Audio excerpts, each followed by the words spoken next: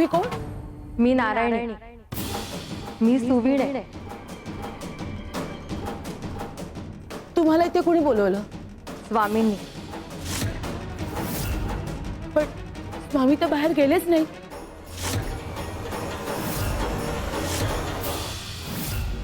नारायणी, सगळी सूत्र आता तुझ्या हातात घे. गंगा, विश्वास ठेव. शिव शंकर शंभा. सासूबाई, ताई बघा राव, तिला खूप त्रास होतोय. आता निश्चिंत हो. देवाची वेळ आली की सगळं योग्य घडतं. मन शांत ठेव. भीतीने प्रसंग कठीण होतो, विश्वासाने सोपा. गरम पाणी घेऊन ये जा. हो, आणते. हं? मी आलेच. आई ग,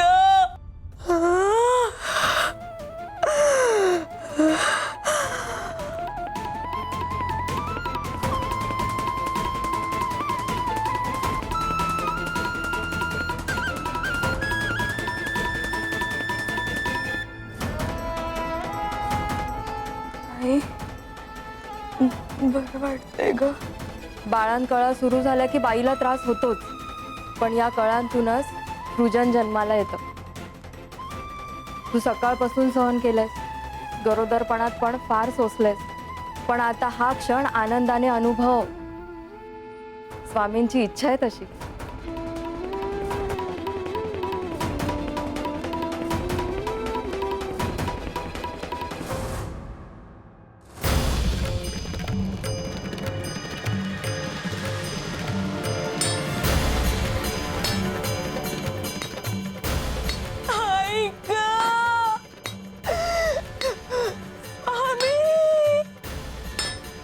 सासूबाई,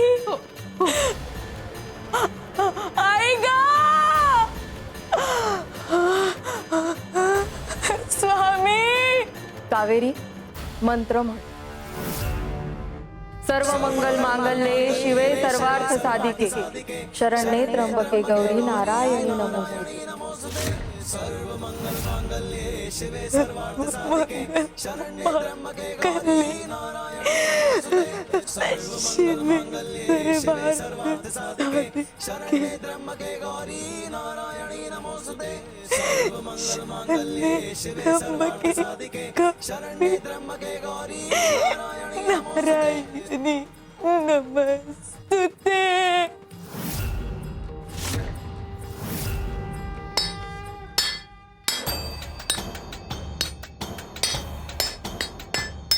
आई ग, कावेरी,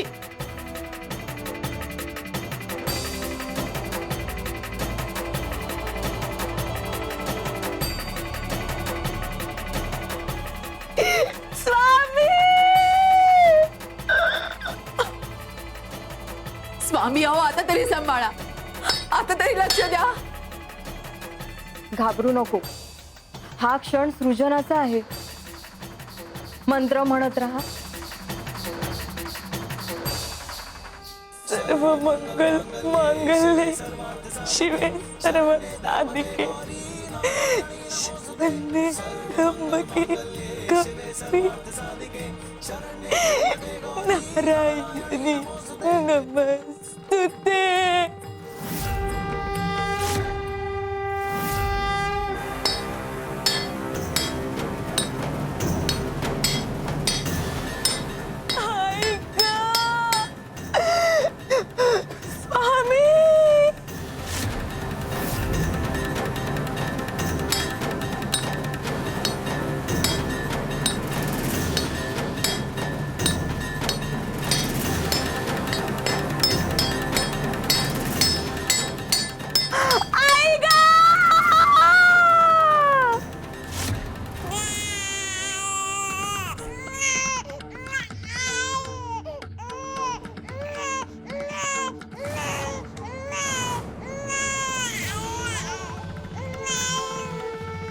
ज्याप्रमाणे लोखंडाला आकार देण्याकरता प्रहार करावा, त्याचप्रमाणे जीवनाला आकार देण्याकरता वेदना सहन कराव्या लागतात. आज वेदनेतून आनंद जन्माला आला.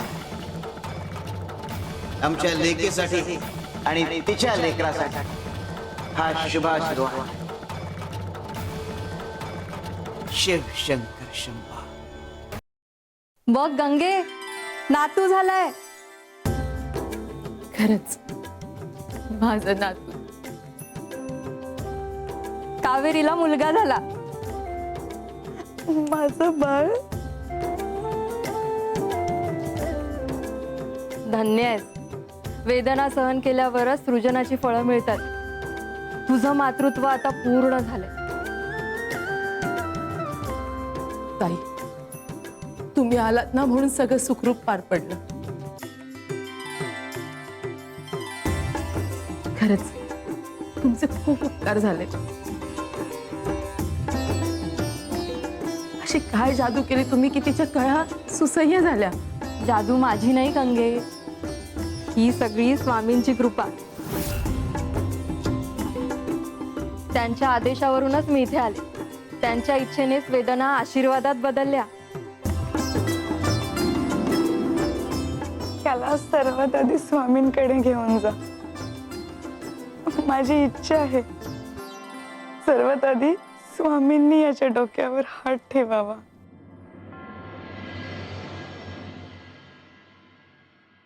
स्वामी, स्वामी अहो बघा ना, आपल्या कावेरीला मुलगा झालाय.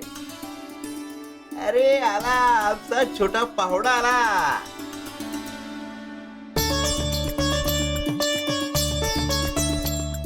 दीर्घायुषी हो, सद्बुद्धी लाभो आणि तुझ्या जन्माने या घरातला अंधार सुटो.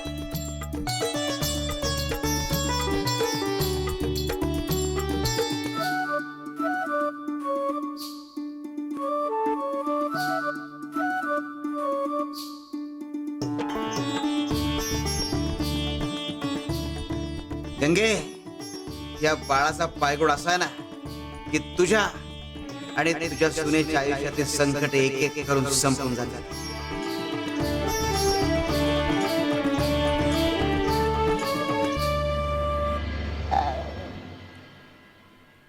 अरे बापले.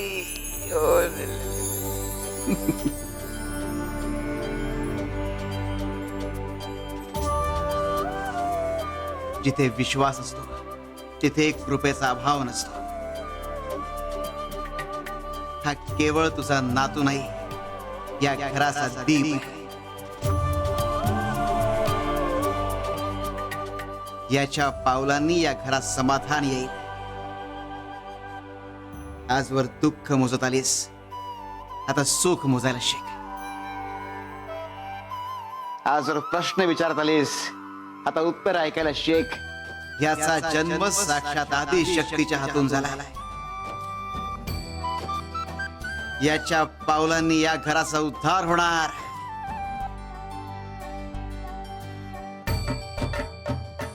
शिवारी शंकर, नमामि शंकर, शिवशंकर शंभो. हे गिरिजापती भवानी शंकर, शिवशंकर शंभो.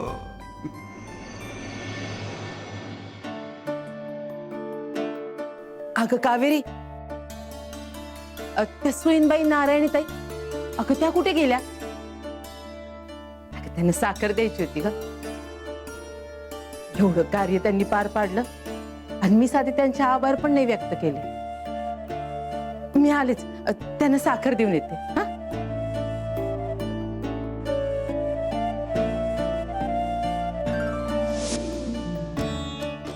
अगं कावेरी, मी त्या सुईनबाईंना कुठे कुठे शोधलं. अगं मी अंगणात पाहिलं, रस्त्यात पाहिलं, कुठेच दिसल्या नाही. अगं अशा कशा गायब झाल्या ग त्या? सासूबाई, त्या तुम्हाला दिसणारच नाहीत. का? अहो सासूबाई, ते नारायणी ताई साध्या सुईनबाई नव्हत्या. ती तर स्वामींची कृपा होती. अहो आदिशक्तीचंच रूप. देवाची कृपा दिसत नाही पण ती जाणवते. पण त्याची थंड झुळूक आपल्या अंगावर आले की आपल्याला जाणवते, त्याचा स्पर्श जाणवतो. तशी स्वामींची कृपा आहे. ती आपल्याला दिसत नाही पण संकटाच्या क्षणी ती कायम आपला हात धरून उभी राहते. आता तुम्ही हेच बघा ना, आज माझं बाळंतपण सुखरूप पार पडलं. ही स्वामींचीच तर भेट होती ना. म्हणजे स्वामींनीच त्यांना पाठवलं होतं? हो सासूबाई, जिथे भक्तांचा आक्रोश असतो तिथे देव स्वतः रूप बदलून येतो. स्वामींची कृपा अदृश्य असते, पण त्यांचा आधार आयुष्यभर आपल्याला जाणवतो.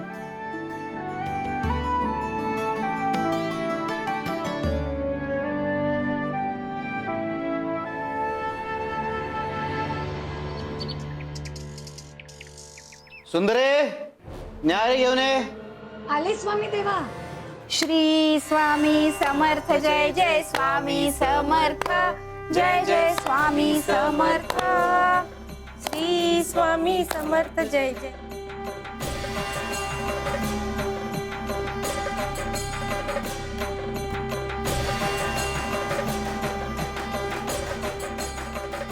न्याहारीची वेळ झालेली आहे.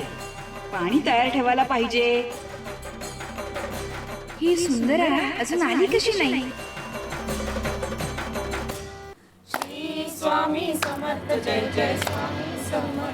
थांबा थांबा थांबा थांबा. काय आहे, स्वामींच्या न्याहारीची वेळ झाली. भजन काय नंतरही होऊ शकतं. आधी स्वामींना न्याहारी करून घ्यायला हवी. दयाताई, अहो सुंदरा मावशी कुठे राहिल्या? हो येतील त्या. तुम्ही थांबा जरा, उगाच घाई करताय. नाही अजून आल्या नाहीत ना, म्हणून म्हणते.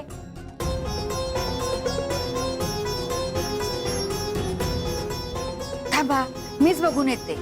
स्वामी आलेच हो मी. हे काय भजन का थांबवलं? का थांबवलं म्हणजे? अहो सुंदरा मावशी, तुम्हाला ठाऊक आहे ना, स्वामींच्या न्याहारीची वेळ झाली येते.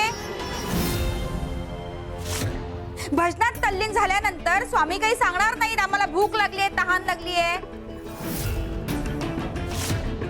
पण अहो, आपण भक्तांनी ही गोष्ट लक्षात ठेवायला हवी ना, हो की नाही? मला सांगा, तुम्हाला इतका वेळ का झाला? अहो, मी भजन ऐकण्यात तल्लीन झाले होते. म्हटलं आता आत गेले तर भजन थांबे.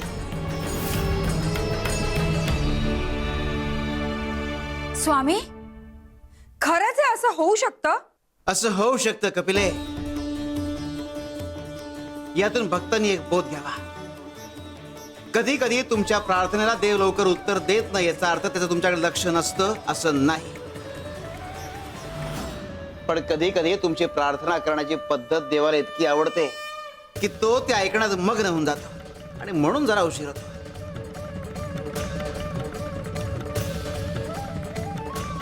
गंगाच्या बाबतीत हेच झालंय. आम्ही कावेरीच्या बाबतीत ती जबाबदारी पार पाडली आहे. आता गंगाची वेळ, तिच्या प्रार्थनेला प्रतिसाद आणि प्रसाद द्यायची वेळ आली आहे.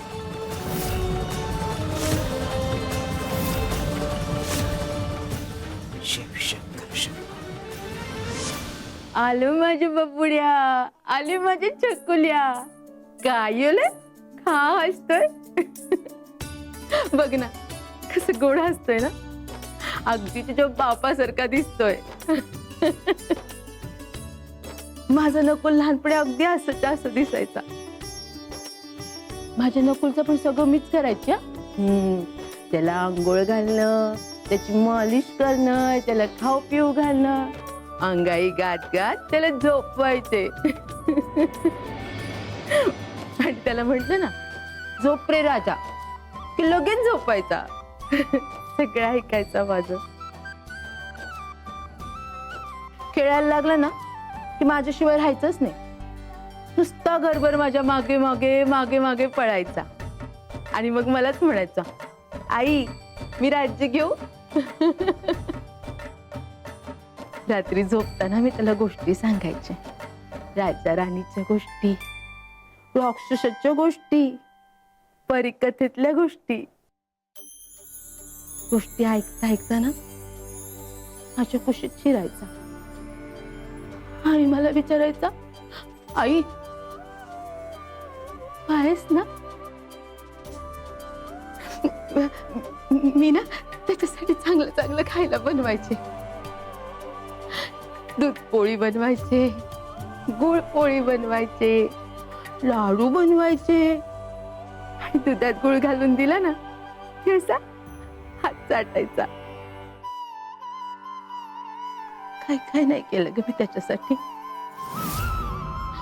दिवस रात्र झटले, कष्ट केले, त्याला लहानाचा मोठा केला. त्याला ते सगळं सहज वाटायचं. तुला सांगते, आमचं नातं इतकं घट्ट होतं ना, एकमेकांशिवाय करमायचं नाही का. आणि त्याला तर आईशिवाय बिलकुल करमायचं नाही. मी जरा दाराच्या बाहेर गेले ना की असं माझ्या मागे मागे यायचा. मला नेहमी म्हणायचा, आई मी तुझ्याशिवाय जगू शकत नाही ग. आणि आज बघ, जसा माझा नकुल होता ना तसंच बाळ आहे. देवा, या बाळाला कधी आईची माया कमी पडू देऊ नको. तुला सांगते कावेरी, एक दिवस काय झालं,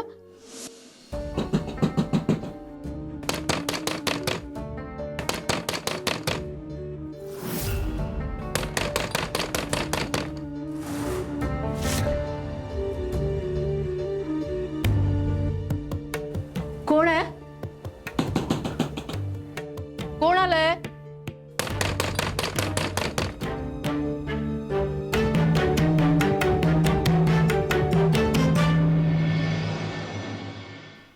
नकुल,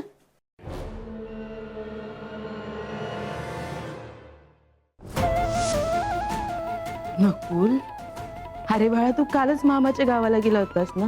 हा, मग असा मध्यरात्री अचानक परत का आलास? नकुल, काय झालं बाळा? सांग ना मला, काय झालं? आई, तुझ्याशिवाय आतापर्यंत मी कधीच कुठेच एकटा राहिलेलो नाही. पहिल्यांदा मी मामाकडे गेलो होतो. कसा बसा दिवस काढला, पण रात्री झोपच लागत नव्हती. सतत तुझी आठवण येत होती. मग तुझा आवाज, शेवटी उठलो आणि घरी यायला निघालो. राहवलंच नाही मला तिथं. नकुल, अरे आता एवढा मोठा झालास तू, तरी तुला आईशिवाय करमत नाही का रे? पेड आहे माझं बाळ, पण माझंच आहे. आईचं लेकरू.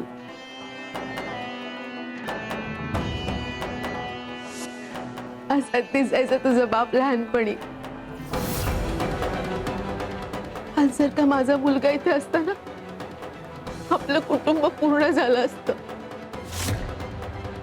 आणि हा आनंदाचा क्षण आपण तिघांनी नाही, चौघांनी जगला असता.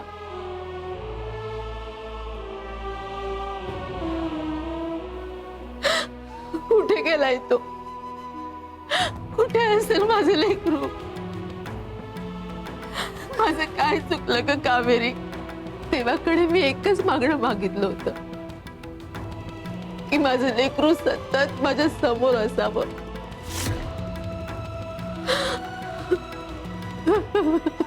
सासूबाई, शांत व्हा. अहो, तुमचा नातू आहे ना तुमच्या जवळ. नातू आहे ग, पण त्याचा बाप नाही. कावेरी, एका आईला ना तिच्या मुलाचा आधार हवा असतो ग. कदाचित स्वामींनी काहीतरी ठरवून केलं असेल. ज्यांनी हा आनंद दिला, मला खात्री आहे ते अपूर्णता ठेवणार नाहीत. मला पण खात्री आहे, एक ना एक दिवस तू नक्की परत ये. नक्की परत ये.